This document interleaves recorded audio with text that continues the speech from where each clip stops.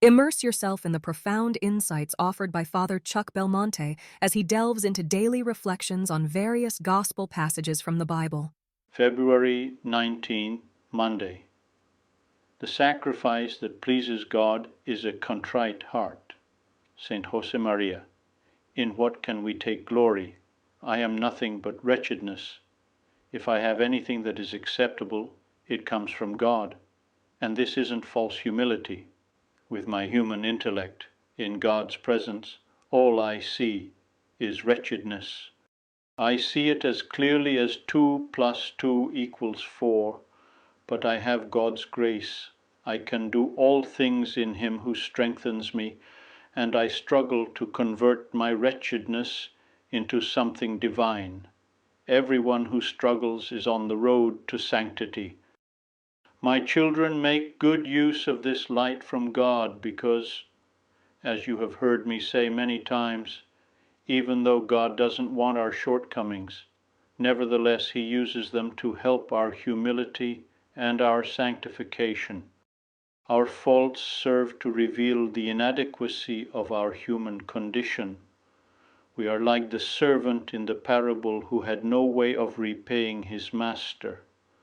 A humble person feels the need to ask God for pardon many times each day. And a sure path to humility is contrition. Tell God, you know that I love you in spite of my weaknesses. That way our wretchedness doesn't separate us from God. Rather, it brings us closer to Him, just as a child who has fallen down does not turn away from his mother. "Mommy!" he shouts, and he runs to his mother's arms. Or if he is a bit older, he runs to his father, whose arms are stronger. If we have made a mistake, big or small, let's run to God. God will not disdain a contrite and humble heart. Contrition brings joy and peace. How can we keep our calm? As I've told you before, by keeping a right intention. And now I add, by making acts of contrition. With acts of contrition, our spiritual life improves, and we are serene, at peace, and at times even our physical health improves. Saint Josemaría, the Christian vocation is one of sacrifice, penance, expiation. We must make reparation for our sins, for the many times we turned our face aside so as to avoid the gaze of God, and all the sins of mankind.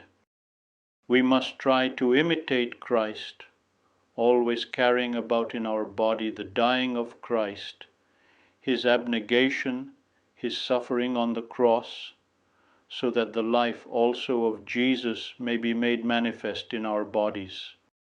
Our way is one of immolation, and in this denial we find both joy and peace. God doesn't want us to be unhappy, nor does He take delight in our suffering.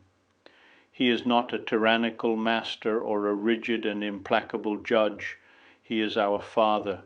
He speaks to us about our lack of generosity, our sins, our mistakes, but He does so in order to free us from them and promise us His friendship and His love. I would be delighted to extend another invitation for you to join me tomorrow, embracing the opportunity to once again immerse ourselves in the uplifting wisdom of Father Chuck as he guides us on our spiritual journey in faith.